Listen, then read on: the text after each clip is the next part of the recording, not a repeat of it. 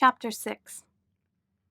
My mother moved to North Carolina when she was not speaking to me. One day she just up and left, sold my childhood home and took off. Shawn went with her, as he was always so protective over her. He worried constantly about her well-being. I guess that is what made him a good son and me a horrible daughter.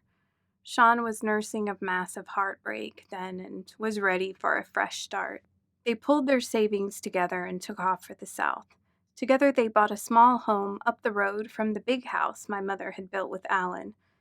Shawn still lived in the tiny house tucked away from civilization. I wondered if he was happy there. As I awoke from the deepest sleep I had fallen into in a long time, a bright ray of sun exploded through the large window above my bed. It was like a large finger of light gently caressing my face and telling me to rise and shine. The day was beginning. I sat up in bed and adjusted my eyes to the bright golden sun peeking in. I stared out at a magnificent sight of rolling hills and large, far-reaching mountains. It was like they were trying to touch heaven.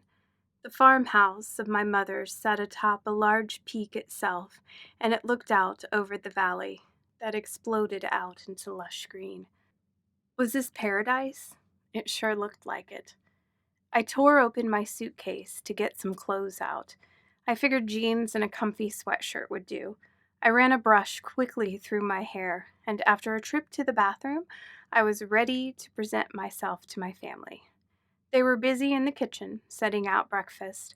Shawn was back and helping in his usual grumpy manner. The eggs he put on the table looked strange. There was also a little potato bake mixture. It all looked funny, but it smelled wonderful. "Good morning, Kat," my mother greeted me as she brought muffins out to the table. "Good morning," I said softly with a smile. "Did you sleep well?" Alan was right behind her with an earthenware pitcher, smiling away. "Yes, I did, thank you," I answered. "Please sit." Alan pulled out a chair for me. "It all smells so good," I added as I sat down. "I can't remember if we told you or not, honey, but we eat a strict vegan diet. We do not eat meat or dairy. You should try what we have. If you have a problem with it, we can get some groceries especially for you," my mother said as she sat down next to me. I had never told her of my faux veganism, but I guess now would be a good time to try it out for real. I did not want her to go out of her way to keep me fed. If this is what they normally ate, then I would join in. I really wanted to belong to a family, since I had absolutely zero friends left. "I will eat whatever you eat," I replied with a smile. All eyes were intently focused on me. Shawn's were glaring. Mother's were perplexed. Alan's were smiling. I put my head down and focused on the food that had just been dumped on my plate. The tofu eggs were seasoned in the most delicious way to give them a spicy kick. The potatoes had a wonderful zest to them. The muffins were so warm and moist as they had just come out of the oven. The orange juice was freshly squeezed. Food had never tasted so good, and I had eaten at the best of the best restaurants in New York. How could this be?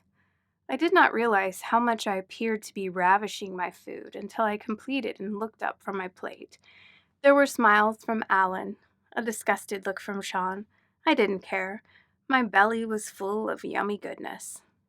"Did you get enough to eat?" Alan asked. I nodded sheepishly.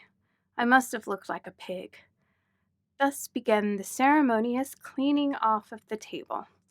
I helped until I was being shooed out by Mother, who insisted she clean up since we did it last night. "You could help your brother with the firewood. We are going to need a ton for this coming week. It's going to get even colder," she suggested. I promptly grabbed my coat and laced up my combat boots. I dashed out the back door as Shawn was way too fast for me. He really resented me tagging along, but made no protest as he knew that Mother would appreciate it. "What can I do to help?" I asked him eagerly. He stopped halfway to the shed and turned around angrily toward me. "I need to know what happened to you and if you have really changed, Is this all an act? Are you just scared shitless and don't want anyone to find out? Are you still closed off from the universe?" He shook with his words, as I had never seen him angrier before. "I will not tell you a thing until you tell me exactly why this concerns you so much and why you are so angry." For the first time since I had arrived, I had found my voice. Once I was attacked with angry energy, I shot back in a way of defense. He immediately backed down. He let out a sigh that seemed to be of relief and walked over to a wooden bench at the back deck and sat down, waiting for me. I followed him and sat down in silence. He stared at his hands in his lap for what seemed like an eternity before he spoke. "There is a lot that I cannot tell you simply because you aren't ready for it yet, Kat.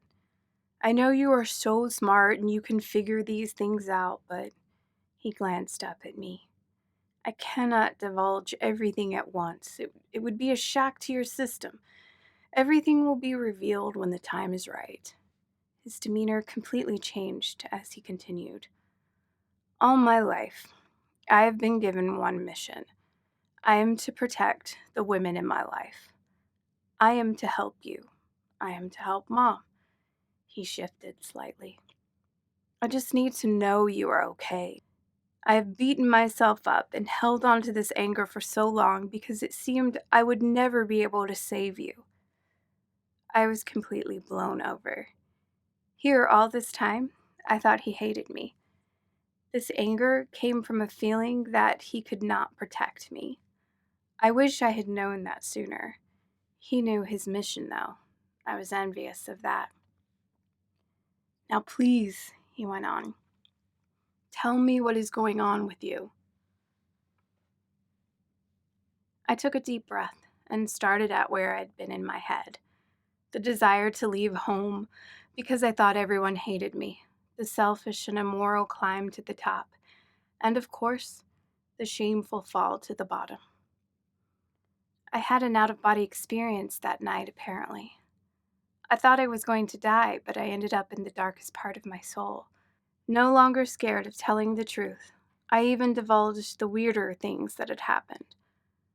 Many times when you hit rock bottom, it forces you to accept these otherworldly experiences. It opens you up to everything on a whole new level, so to speak. Opportunities you are supposed to take in life come from being reduced to nothing, and many times it is the only direction in which to turn. It seems we have planned our lives that way," he explained, the anger completely gone. I was sitting next to a brand new brother. "My guardian angel told me that too," I responded. "That really wasn't your guardian angel, you know that, right?" he asked. "Well, she said she was a guardian angel of sorts," I told him. "She is most likely a spirit guide, which can be like what people believe guardian angels to be, and you can interact with her whenever you want to, not just during out-of-body experiences," he said matter-of-factly. "What is this awakening I am supposed to have?" I asked him. "You seem to be getting there," he answered. "You are on the right path." I nodded, accepting all he had to say.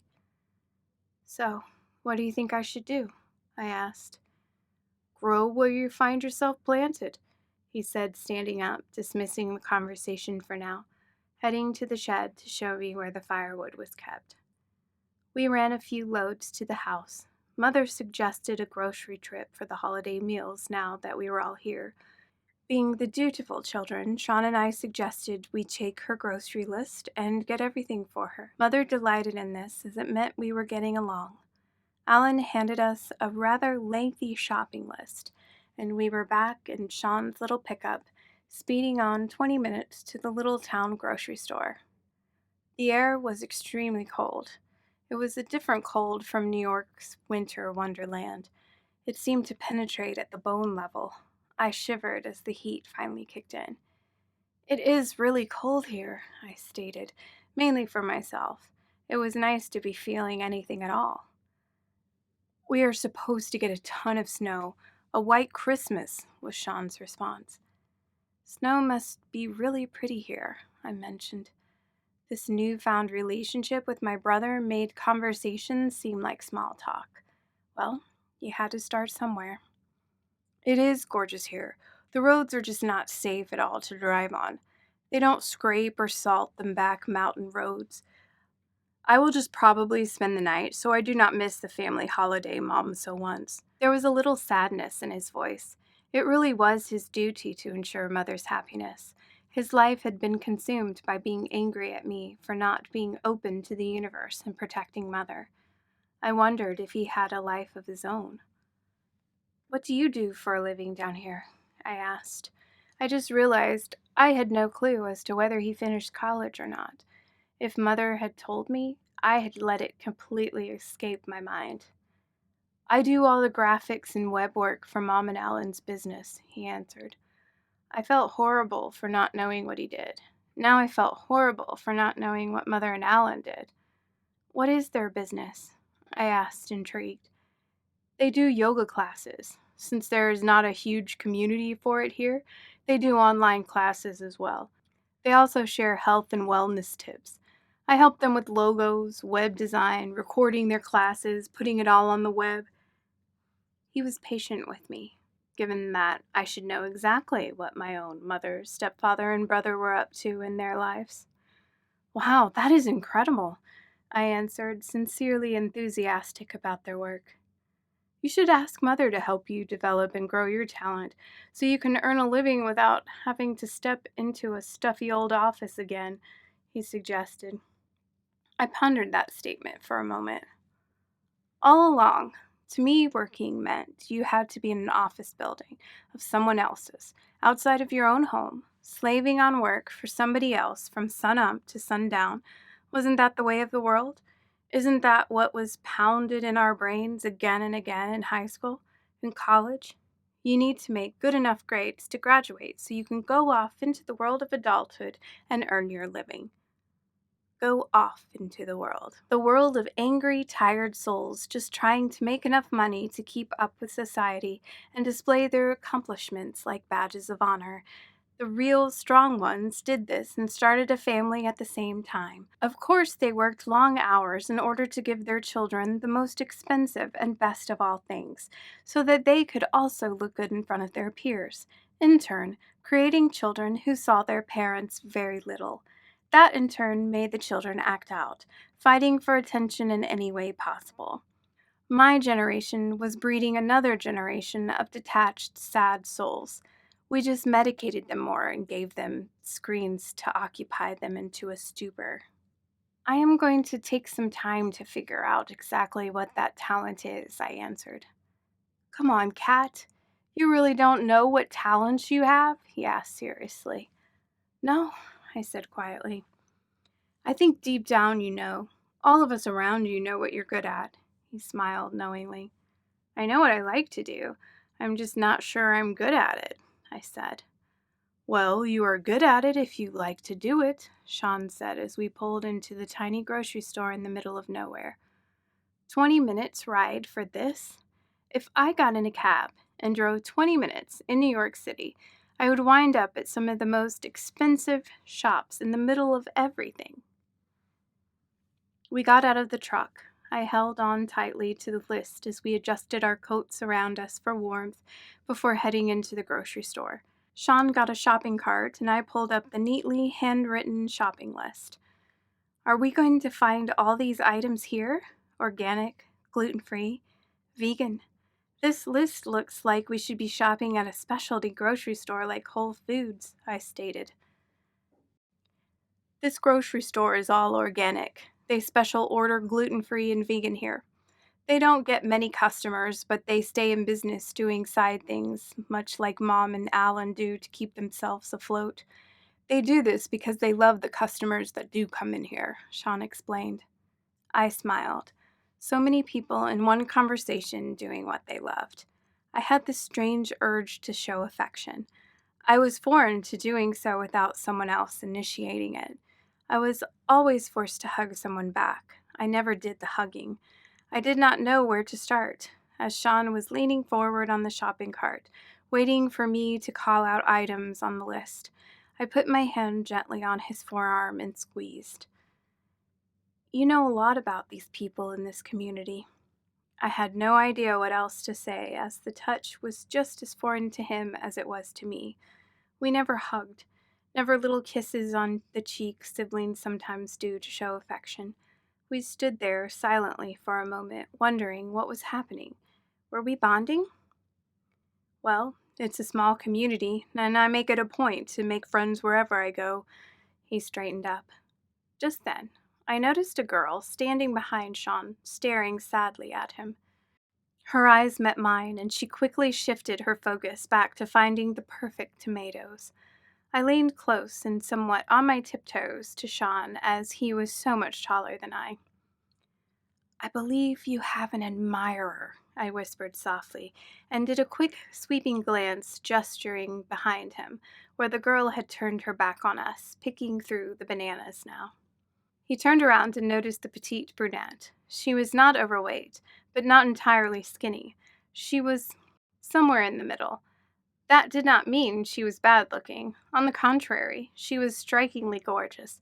She just had some lovely curves, the ones that make guys drool and other girls envious. "Hey, Cecily," Shawn called out to the girl. She turned, and these enormous blue eyes faced us. She was such a stunning girl. "Oh, hi, Shawn," she said, and then immediately dismissed him by turning back around. Shawn was openly perplexed at this gesture, yet continued to pursue the girl. "So, what are your holiday plans?" He pushed the cart over to her as I poked around the produce, listening from a distance. "I am just spending it with my family. I will probably stay at my dad's with the rest of the visiting family, as it's supposed to be such a significant snowfall." She did not bother looking up at him. "Well, we are too. I would not want to miss a family holiday. It is our first one together, all of us," he informed her. "How wonderful." She sounded sarcastic, and Shawn was looking helpless as this beautiful girl was cruelly rejecting him. I decided to step in. He could hate me for it later. "I'm Kat." I extended my hand to her in formal greeting and smiled. "Hi," she said, looking at my hand with her nose turned up as if I had just sneezed into it before extending it to her. She was irritating me. She completely brushed both of us off. In my book, my new book, that is, if someone is courteous to you, you return the nicety. Was this a karma thing where I had to get all the bitches out of the way that were to come along to show me exactly how I used to treat people? Nice. I lowered my hand, not knowing exactly what to do in this situation. The old me would have gone off on some rant as to how you should respect someone who was obviously so above them on the social scale, then list off my accomplishments before making sure they knew that I would be forcing my 20 best friends, colleagues, people in high places who respected me, and the Pope himself to write them off in a grand gesture. They would never be welcome in any establishment worth going to in New York again. It would be complete ruin. Here, though, I was faced with a dilemma. I no longer had the 20 best friends, nor the access to their 20 best friends, or colleagues, or people in high places, and definitely not the Pope. Not that at this point I would want to humiliate the poor girl. Shawn was so obviously smitten with her as she was with him. I did not want to risk driving another wedge in Shawn and I's relationship after coming as far as going to the grocery store without wanting to strangle each other. Also, I could feel a pain in this girl that was being buried and subsequently pouring out as anger and bitter resentment.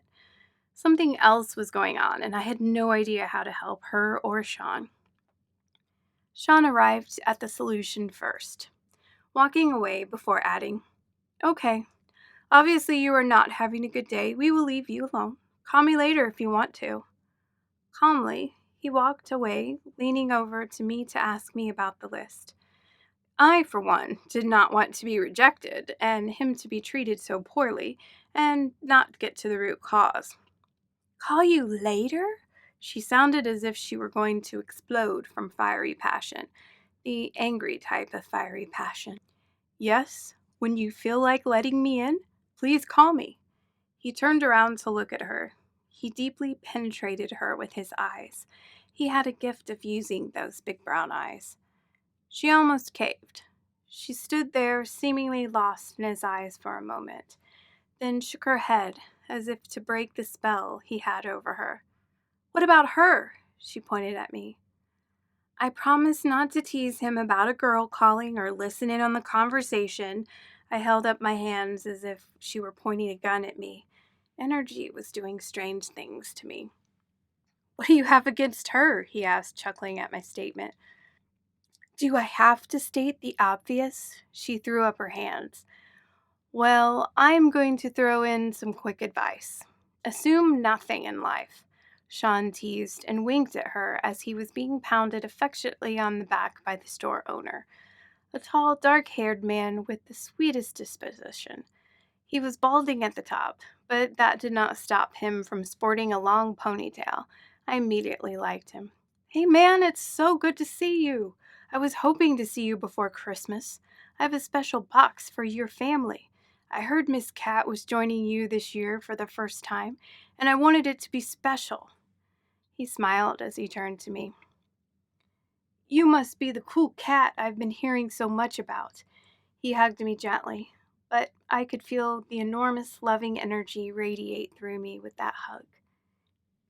"Yes, Carl, this is Kat, my sister," he emphasized while he shot a look over at the now embarrassed Cecily. "Oh, she thought we were together? Ew."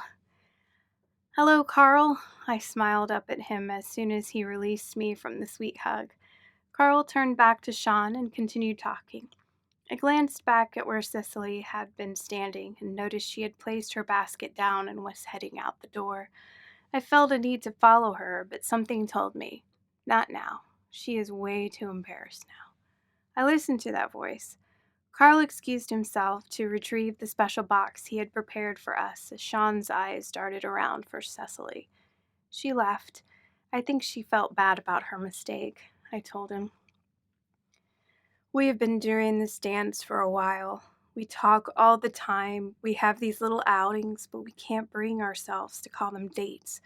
There is something there," he explained. "I just can't get her to open up completely to me. You saw all the anger within her.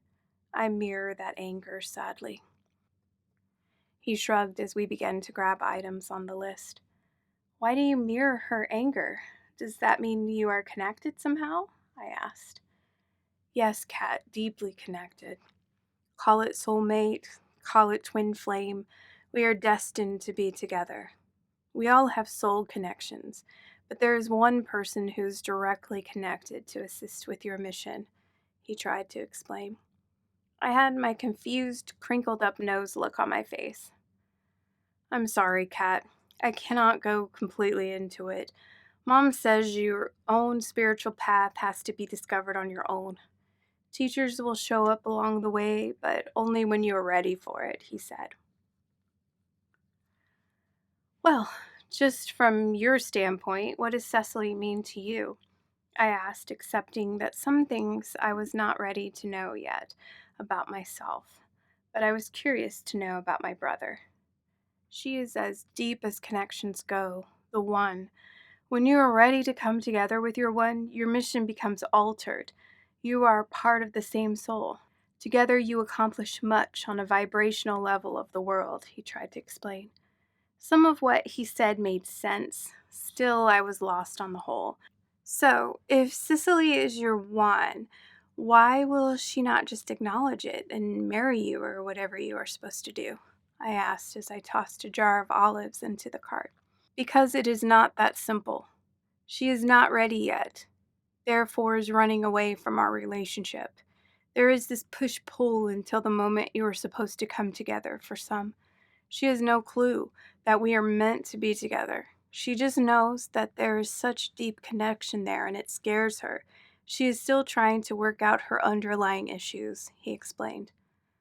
"I don't think I want that. Ugh. It sounds like so much work and heartache," I groaned. "Sometimes we don't have a choice. Usually you meet and become one in your last incarnation on Earth. So get used to it, sister." He was mocking me as he laughed. I bent down to pick up a fresh loaf of bread and tossed it at him in a playful mood. Well, how do you even know Cecily is your one? I laughed back, enjoying our playfulness. I have evolved in my own awakening to be aware of certain things. Cecily is one of them, he said. So, this is yet another thing that I will have to discover for myself? I asked him. Yep, he smiled. It was like dealing with a whole new person. He completely brightened up after coming in contact with Cecily, even though the interaction had not exactly been pleasant. So why don't you just tell her? I stopped and looked at him seriously. Because she has to figure it out on her own. She has to work through her own spiritual awakening before I can get to that point. She will know. Our coming together will be at just the right time. A look passed between us, and I knew he was right. It was like I saw the depth of his awakening through his eyes. Here you go, guys. I was shaken out of my trance as Carl placed a huge box into our shopping cart. Give my love to the parentals, okay, guys? They are really good people, Kat. He directed his attention toward me, and I looked at him. I get the feeling I'm going to see more of you, young lady? He asked me. Yes, I will be staying here for a bit longer than I had originally expected, I answered, knowing exactly what he was talking about. Cool, cool. This is a wonderful place to rediscover yourself, he told me. I felt like I was in a world of peaceful vibes. Apart from my interaction with Cecily, which I responded in a way I had never expected I would to her, my entire energy had shifted. Maybe it was because I was not constantly surrounded by busy, angry workaholics. Maybe it was because these mountains held some magic. Maybe it was because I finally had a true sense of family. Whatever it was, I sunk into the luxurious energy and breathed a sigh of relief. Home was an incredible feeling.